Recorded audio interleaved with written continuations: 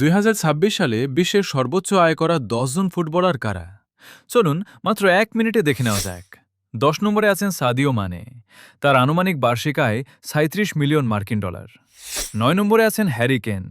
তার আনুমানিক বার্ষিক আয় ৩৯ মিলিয়ন মার্কিন ডলার। ৮ নম্বরে আছেন মোহাম্মদ সালাহ। তার আনুমানিক বার্ষিক আয় ৫৩ মিলিয়ন মার্কিন ডলার। ৭ নম্বরে আছেন ভিনিসিয়াস জুনিয়র।